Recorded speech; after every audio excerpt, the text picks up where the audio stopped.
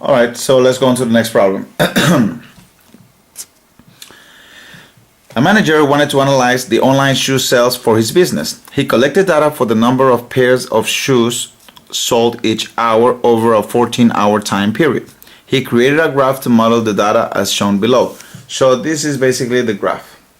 Okay, so number of pairs of shoes sold in the previous hour, and this is the time in hours.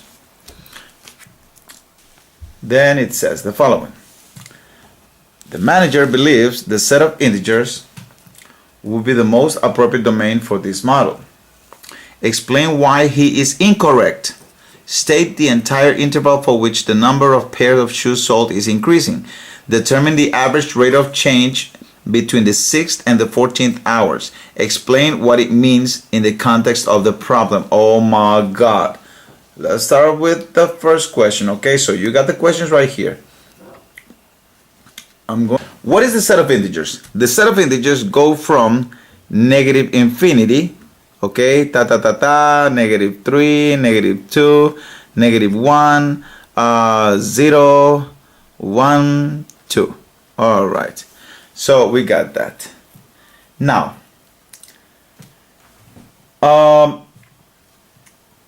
the set of integers, okay, includes negative numbers. So this wouldn't be an appropriate domain in time, because for time, I mean, when has time been negative? Time is not negative.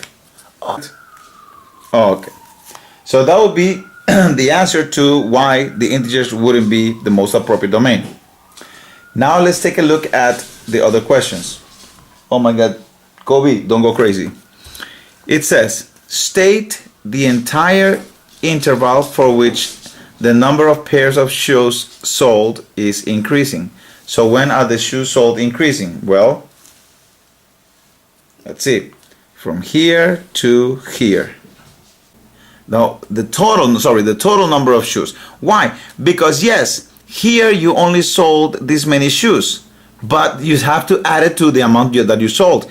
Here you, from this time to this time, you only sold this amount of shoes, but you still added to the total amount. See, the of shoes sold, and that will be the answer. Now, for the last question, it says, determine the average rate of change between the 6th and the 14th hours. Explain what it means in the context of the problem. Okay, sure. Let's find the rate of change, the average rate of change. You know how to find this. This is basically done, you find in the slope. So from 6th to 14th, from the 6th hour to the 14th hour, okay? And what is 120 over 8? That is 15. So negative divided by positive is negative, so negative 15. All right. So this negative 15, what does this mean? It means that from the 6th hour to the 14th hour, okay, there was an average rate of change, okay, of 15 shoes, but that average was a decrease. All right, so that means that 15 fewer shoes were sold each hour between the 6th and the 14th. This means, okay, negative 15. It means that 15, okay, fewer shoes were sold, okay, were sold each hour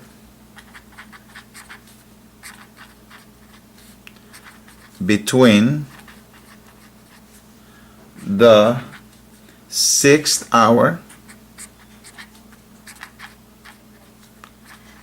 and the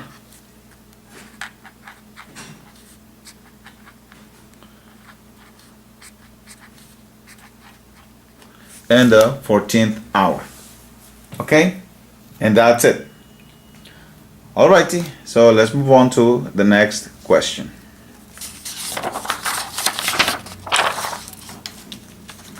And we reach linear equations. Let's see if I can remember how to do this. Whew.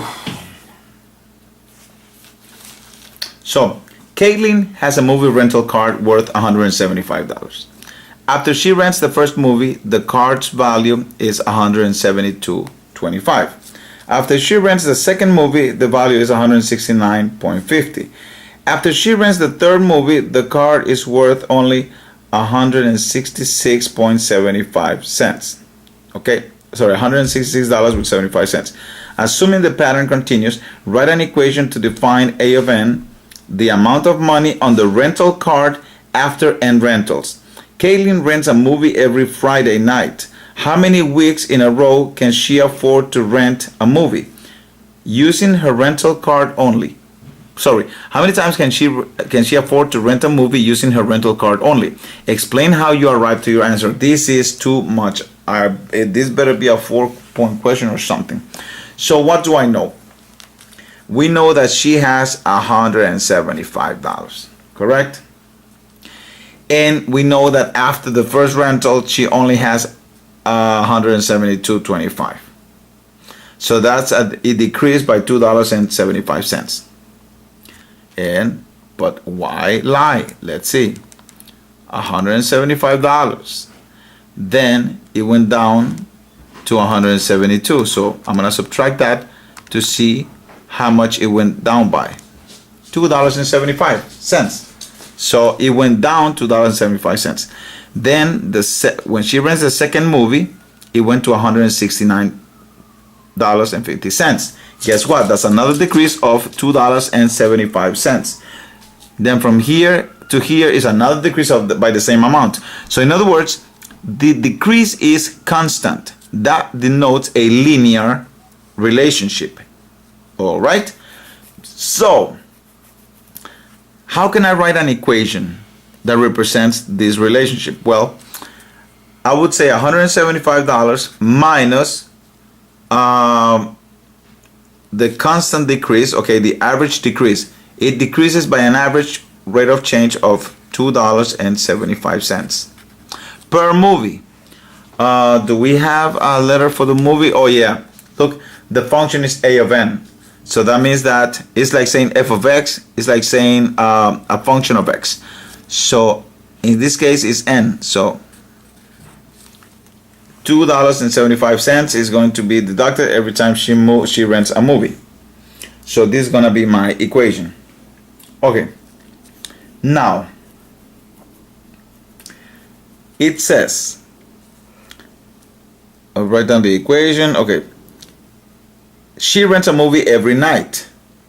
How many weeks in a row can she afford to rent a movie using her card? You could actually go in here, okay, into the calculator. I'm gonna give you different scenarios. You could go to y equals. You could actually graph your function. Of course, the calculator does not understand. The calculator doesn't understand n, so you're gonna have to use x. So 175 minus 2.75x. All right, you could graph it if you want to. Nothing is gonna show here because the window is not set. But we're not interested in the graph right now. We're interested in the table. So let's see. She has $175. Then it decreases, it decreases, it decreases, and I'm gonna show you the table so you could see better. Okay, so it decreases, right? So we want to know how many movies can she rent until her money is depleted. Well, her money is getting close to zero. Her money is getting close to zero. Her money is getting close to zero. Her money is getting close to zero. Her money is getting close to zero. Okay, yeah, we know beker. Just let's do it. All right, here we go. It turned. Look, she only has $1.75 on the 63rd week. On the 64th week, she's gonna be owing $1. So guess what? She can only do 63 weeks. So she can rent for 63 weeks. Got it? All right then. So this was the function. Oh my God. This was the equation that we got. Let me zoom out because I need to explain something to you. So this is an equation for A of n. See that? I forgot to tell you this because that's what it says. It says write an equation to define A of n, the amount of money on the rental card. So this is the amount of money in the rental card. All right, after she rents so many movies. Now, if we're doing this algebraically and we want to find out how many rentals, for how many weeks can she rent movies, then we need to think about when is this A of n going to reach. A of n is the amount of money in the card. When is the amount of the card going to reach $0? Oh, you nice. So then we write our equation. And now what we're going to do is we're going to solve for n. So we're going to subtract 175 from both sides. You already know how to solve equations. Okay? And that is going to equal to negative 2.75n. Now we're going to divide by negative 2.75 on both sides. And now what do I get? Well, let's see. Second mode to get out of there. And now negative divided by negative is positive. So I'm just going to put positive. Okay. 175 divided by 2.75. The answer is n equals 63.63. Okay. What does this mean? Can she rent can she rent movies for 63.63 weeks? No. Can she rent movies for 64 weeks? Hell no. She's gonna have to pay an additional 275 and she won't have enough money. So then the obvious choice is that she can only rent movies for 63 weeks. Okie dokie. So in 2013, the United States Postal Service charged 46 cents to mail a letter weighing up to 1 ounce and 20 cents per ounce for each additional ounce. What in the world? Okay, which function would determine the cost in dollars? C of z. Why they do that? I don't know. Maybe for the bilingual people. Okay, so which function would determine the cost in dollars? C of z of mailing a letter weighing z ounces, where z is an integer greater than 1. Alright, I read it, I still don't understand it, so let's try to make sense of this. 2013, they charge 46 cents, so we have 46 cents is important to mail a letter weighing up to 1 ounce. So if it was 1 ounce or less, we're Gucci, right? 1 ounce or less, we're Gucci. Okay. And 20 cents per ounce for each additional ounce. So now I get charged 20 cents extra for anything that surpasses the 1 ounce. Okay? So if it doesn't surpass 1 ounce, I'm Gucci. So how do I do this? Well, let's see. I'm gonna set up something weird. So it's 46 cents. If my thing weighs an ounce, it's 46 cents. Okay, so C of Z. All right. So 46 cents plus, right? Plus, right? Plus 20 cents for everything that exceeds my 1 ounce. This is crazy. All right, so the function is C of Z. Oh gosh. Which function would determine the cost in dollar of Z of Z? Okay, of mailing a letter weighing Z. Okay, so Z is the amount of ounces.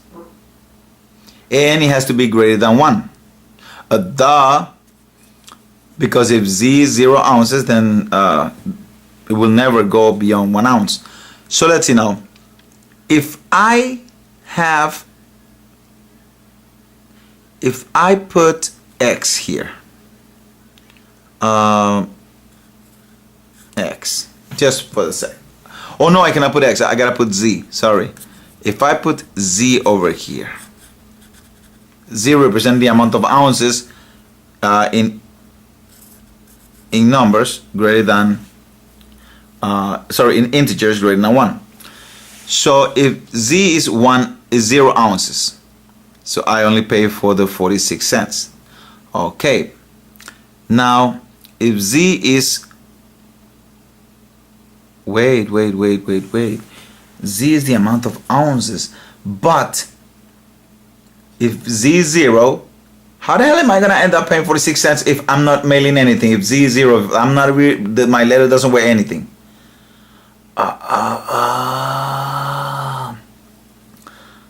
So if Z is 1 ounce, let me see, up to 1 ounce. Yeah, if Z is 1 ounce, then how much would I have to pay?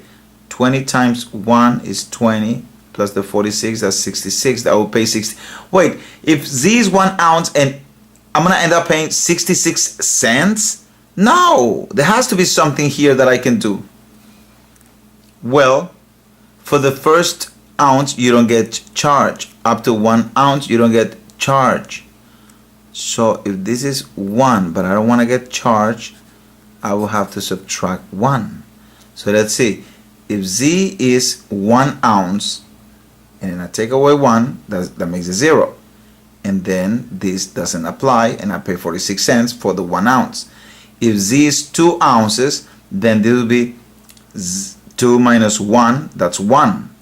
20 times 1 is 20 plus 46 is 66, but that's because Z was 2 ounces. Oh, okay, this makes more sense. So now let's take a look at our choices. Man, it was a long one. All right, 46 cents per ounce plus 20 cents. No, that doesn't make any sense. 20 cents per ounce plus 46 cents for the ounce. No. 46, okay, 46 cents per ounce minus 1. Let's pretend that this, like, you have a 1, that your letter weighs 1 ounce. So 1 minus 1 is 0. 46 times 0 is 0. You're gonna end up paying 20 cents for the 1 ounce. It doesn't make any sense. They said they charge 46 cents per ounce. 20 cents per, wait, 20 cents, Z minus 1 plus 46. Oh, beautiful. We found our answer. So this is our answer. Okay. Whoosh. That's crazy. All right. So let us move on to the next problem. I hope you're getting the hang of this. Okay. I'm trying to think hard. I'm trying to make you think so you can understand how do we do this. All right. 104. So Alex is selling tickets to a school play. An adult ticket costs $6.50. So an adult ticket costs $6.50. All right. And a student ticket costs $4. Okay, now we're talking about $4. All right, $4. Just put it like that. I don't care. All right, $4. Alex sells X adult tickets and 12 student tickets. Okay, X adult tickets and 12 student tickets. Okay. Write a function f of x to represent how much money Alex collected from selling the tickets. So write a function f of x.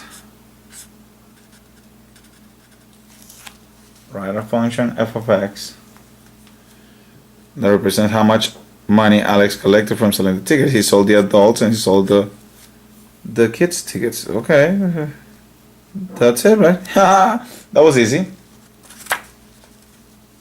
Let's move on to the next question. Okay, 105. Jason.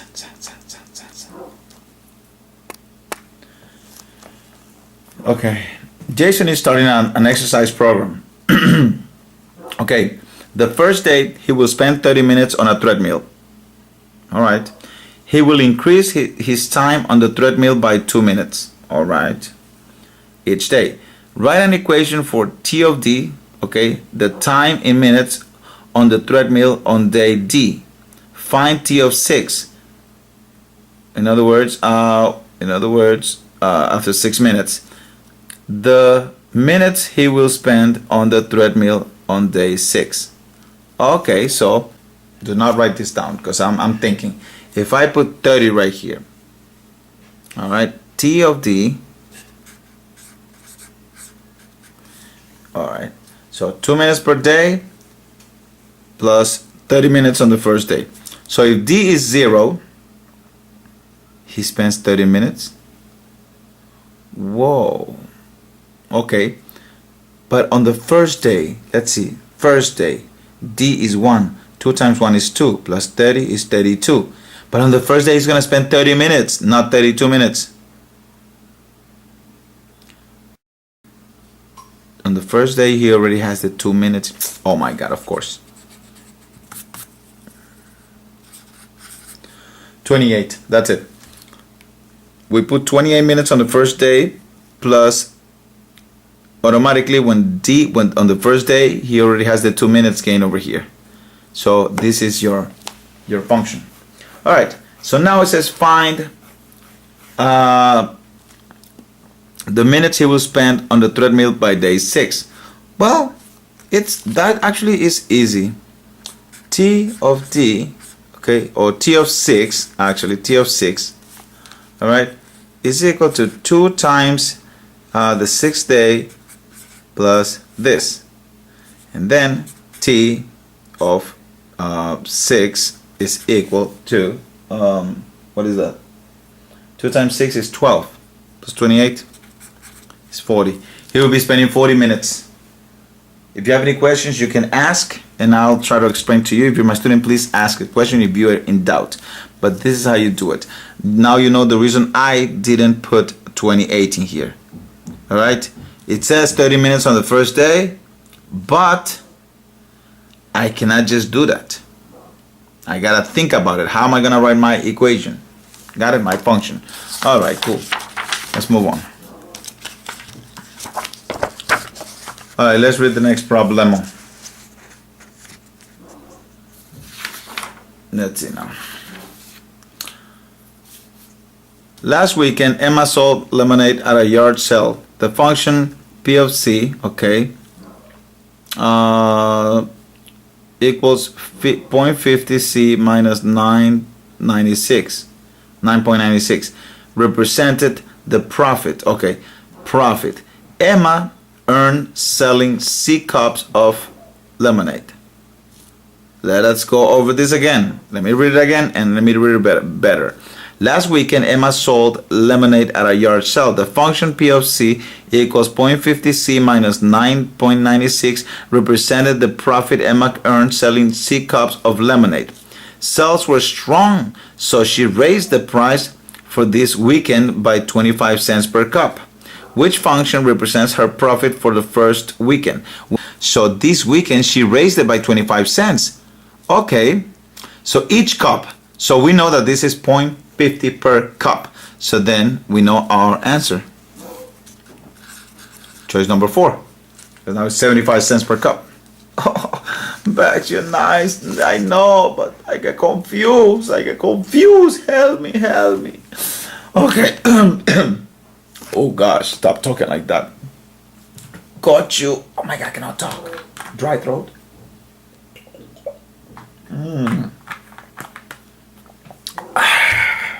Right. Which chart could represent the function negative 2x plus 6? I don't know. That's why we're gonna figure out. All right. So there are different ways of doing this. We can use our calculator since we have enough points, and we could write a regression. Okay? Or we could actually do it the old-fashioned way. When we determine the slope between two quantities. So let's see now. From 6 to 10, all right, I think I can go, okay, so this is as big as I can go. So from 6 to 10, we got an increase of 4. From 0 to 2, we got an increase of 2. So if we do the slope, we got 4 over 2, which is 2. So we don't have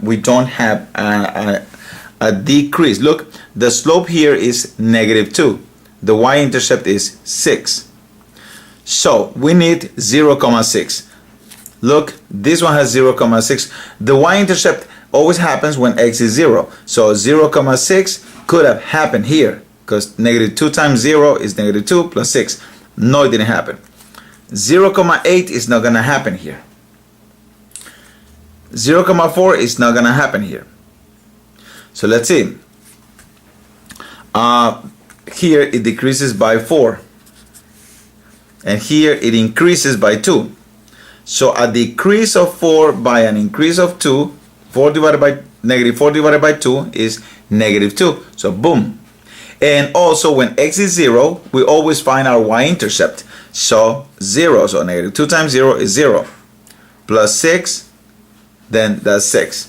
Now, I am going to take this opportunity to teach you how to write the equation of the line from given points. So let's say you have the point 0, no, not even that, 2, 2, and the point 4, -2. All right. And they ask you, write a linear equation, okay, given these 2 points. So the first thing you need to do is you need to find the slope, and you also need to find the y-intercept. All right. The slope you already know how to find. y2 minus y1 over x2 minus x1. So let's see. -2 minus 2 is 4. -4 over x2 minus x1. 4 minus 2 is 2. So we got -2. So we found the slope. Now, how do I find the y-intercept? Well, all you have to do is write the following. Y equals mx plus b. You only need one point here to find the y-intercept. So it doesn't matter which one you choose. I'm going to choose this one because I think it's harder.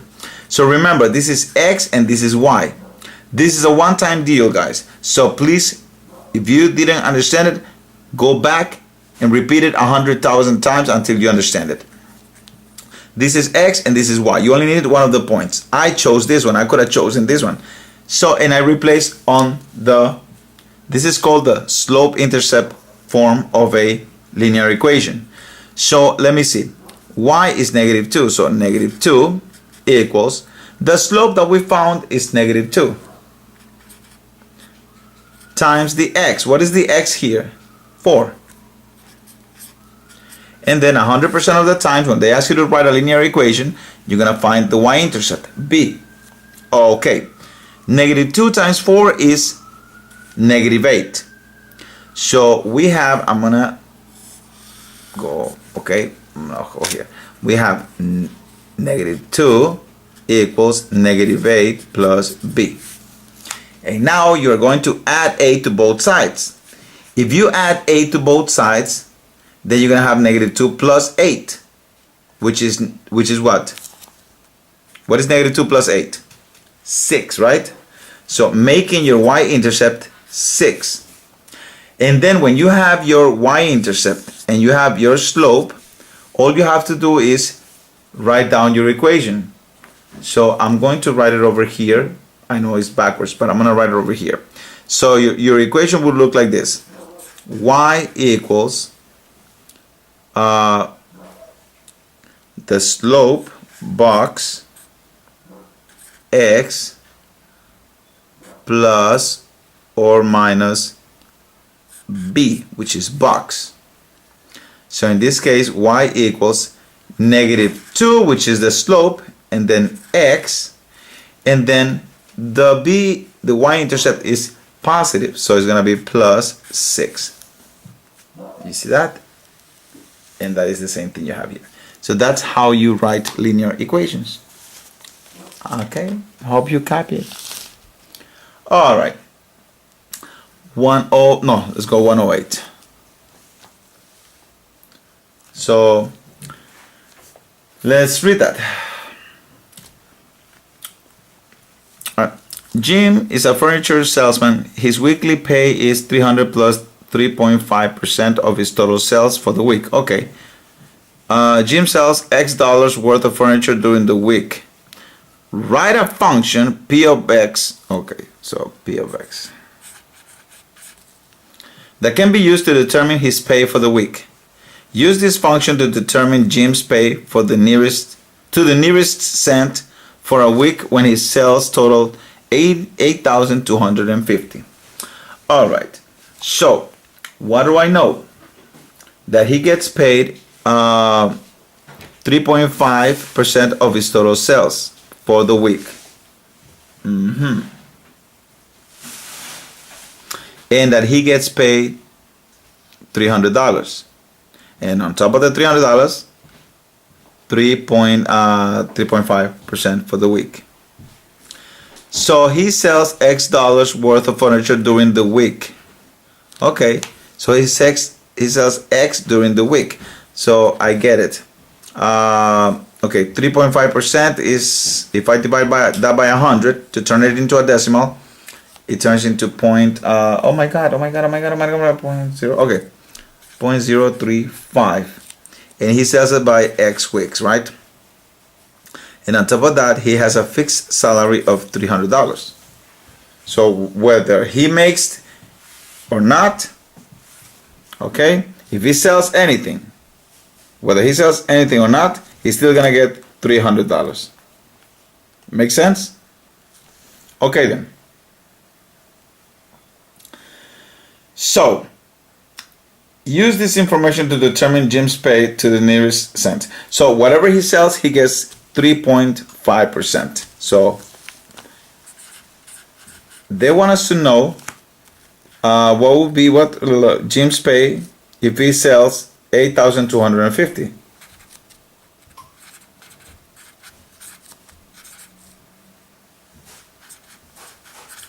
Please, you're not gonna put a comma on the calculator, okay?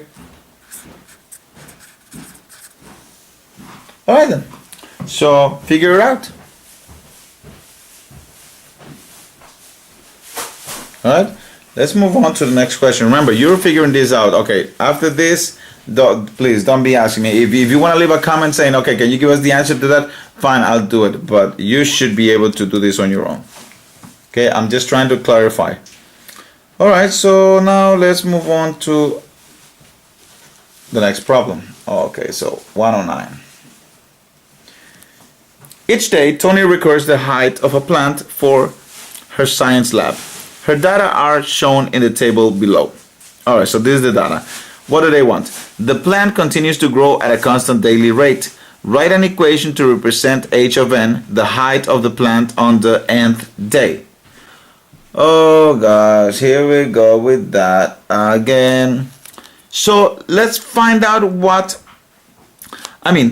let me try this. Let me try writing a regression for this. Maybe a regression might work or it might not work. So I'm gonna press stats.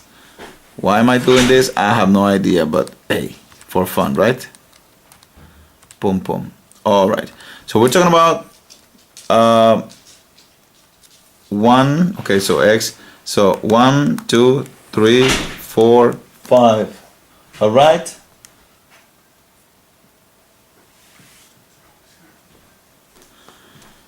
So then here we have 3, 4.5, 6, 7.5, 9. All right. So let's actually go to stats.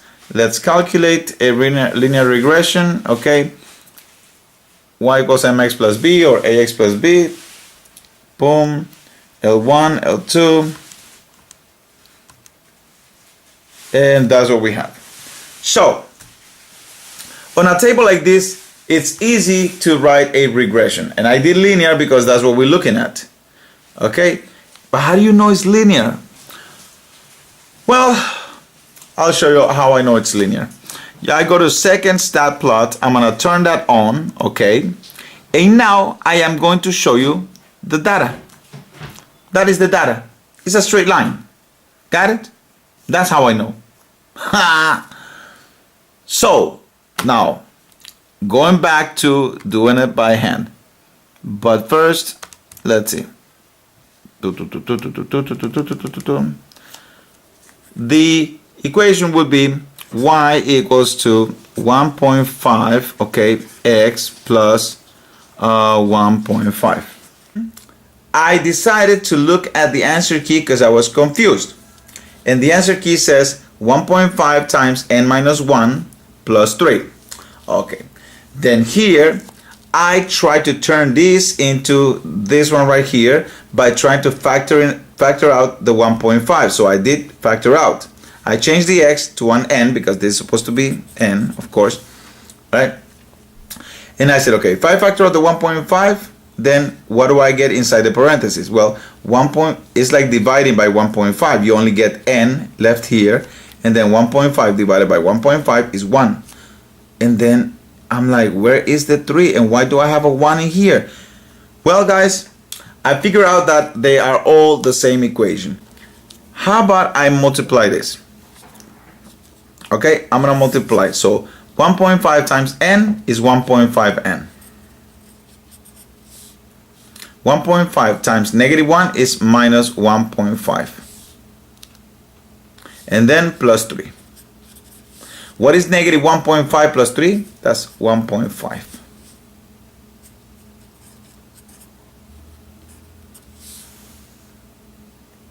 Okay, so look, same formula. So once again, you could always rely on the calculator to give you the equation if that's what you want. 110. Tanya is making homemade greeting cards. The data table below represents the amount she spends in dollars, f of x, in terms of the number of cards she makes. Oh, okay, so she makes those greeting cards. So what am I supposed to do? Write a linear function that represents the data. Explain what the slope and the y-intercept of f of x mean in the given context. All right, so I'm going to do it two ways. I'm going to use the calculator to see if I get another surprise. Oh, okay, so my data for x, 4, 6, 9, 10. My data for y, 7.5, okay, 9, 11.25, and 12. Oh, okay. Now let me look at the points. So I'm gonna go to let me see, what do I have anything on? Oh yeah, I'm gonna clear whatever I have on y equals. Then I am gonna go to graph. I need more points on the y, so I'm gonna get my window. I'm gonna make it 15. 15, I said, oh, that's the x max. No, that's 10. Okay, my window. Okay, I'm gonna make this 15, and I'm gonna see. So, wow, 1, 2, 3, 4. Okay, I'm gonna make my window. The x maximum, I'm gonna make it 14. Okay, that should work. Okay, so this is my data. It seems that it looks like a straight line, so therefore I'm gonna use the linear model, although that's not how they want us to do it, but still we're gonna do it. So stat, we're gonna calculate a linear regression. Okay, so the equation is this one. The slope represents, okay, the slope represents the cost of the average cost per card.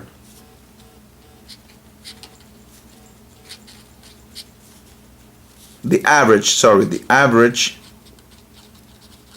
cost per card, okay? And the y-intercept, okay, the y-intercept right here, okay, it represents the starting cost, okay, or actually they said this, the startup cost is $4.50. So that's what it is. All right, So I'll see you in the next episode of How Do We Pass Common Core Algebra Regions, Beker CC Algebra Regions Prep. Bye.